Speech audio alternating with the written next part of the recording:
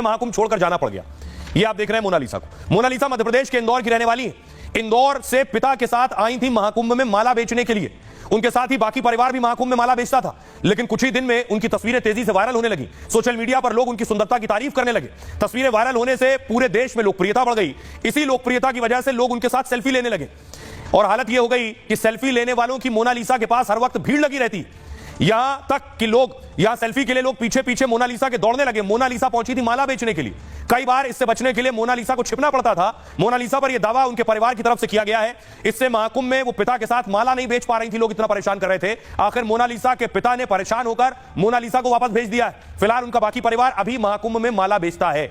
दूसरी है हर्षा। 30 साल की हर्षा रिछारिया उत्तराखंड की रहने वाली है और महामंडलेश्वर कैलाशानंद गिरी की शिष्या है। 2 साल पहले अपने गुरु से दीक्षा ली थी। पेशवाई में निरंजनी अखाड़े के रथ पर नजर आई। सोशल मीडिया पर उन्हें सुंदर साध्वी भी कहा जाने लगा, लेकिन उनके साथ सेल्फी वीडियो शूट करने वालों की भीड़ लगने लगी। हर्षा लोकप्रिय हुई तो उन पर कुछ लोग सवाल भी उठाने लगे। कुछ संतों ने रथ पर बैठने और भगवा वस्त्र पहनने पर आपत्ति जता दी। शंकराचार्य अभिमुक्तेश्वरानंद ने भी रथ पर बैठने का विरोध किया। विवाद इतना बढ़ गया कि एक वीडियो में हर्षा रोते हुए नजर आई थी। परेशान होकर उन्होंने महाकुंभ छोड़ने का ऐलान कर दिया। इसके साथ ही उन्होंने कहा कि वो अभी साध्वी तो नहीं बनी है, लेकिन मैं धर्म और सनातन संस्कृति को जानने महाकुंभ में आई थी। मुझे इस लायक भी नहीं छोड़ा गया कि पूरे महाकुंभ में रुक सकूं। वो महाकुंभ जो जीवन में एक बार आएगा वो भी मुझसे छीन लिया। मेरे साथ जिन्होंने ये सब किया है उनको पाप जरूर लगेगा। आइए अब आपको सुनवाता हूं, दोनों को सुनिए। मोनालिसा जो मध्य प्रदेश चली गई, हर्षा जो महाकुंभ छोड़ चुकी हैं, क्या कहना आपको कैसा लगता है? लोग फोटो खिंचवाते थे। अच्छा नहीं लगता। अच्छा नहीं लगता। अच्छा नहीं लगता। अच्छा नहीं लगता।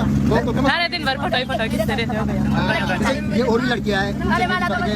मेरे से बहुत खिंचाते हैं। दिन भर फोटो माला भी नहीं बेचते। रिछारिया और इस वक्त मैं हूँ प्रयागराज की पावन धरा पे, जहाँ पे पूर्ण भव्य महाकुंभ चल रहा है और जहाँ पे हर किसी ने मेरे नाम का एक शोर मचा दिया है। लेकिन उसके साथ ही मैं धन्यवाद करना चाहती हूँ उन पूरे महात्मा संत तपस्वियों का जो मेरे पक्ष में मेरे लिए इस वक्त खड़े हुए हैं, जो अपना आशीर्वाद अपना प्यार मेरे साथ बना के रख रहे हैं, जो मेरे हाथ को थाम के रख रहे हैं, जो एक बेटी की तरह एक पिता की तरह मेरी हिफाजत कर रहे हैं। उन सब का धन्यवाद। हर महादेव। आइए अब आपको दिखाता हूं कि आखिर किस तरह से महाकुंभ में हजारों लोग नागा साधु बनने पहुंच गए। जी हां, यह तस्वीरें मैंने आपको पहले दिखाई थी नागा साधुओं की। अखाड़ों से जिस दिन अमृत स्नान था उस दिन नागा साधु निकल कर आए थे और स्नान करने पहुंचे थे और सबसे ज्यादा चर्चा का विषय नागा साधु थे। लोग जानना इनके बारे में चाह रहे थे। लेकिन अब खबर यह है, अगली तस्वीर देखिए जरा, हजारों लोग पहुंच गए नागा साधु बनने के लिए। ये जो आप देख रहे हैं लोगों को, ये सब नागा साधु बनने पहुंचे हैं।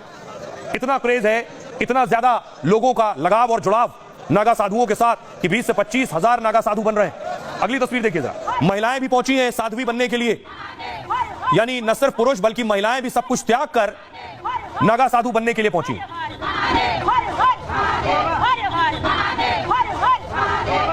भाई अब आपको बताऊं कि आखिर क्या तरीका है, कैसे कोई आम इंसान नागा बन सकता है।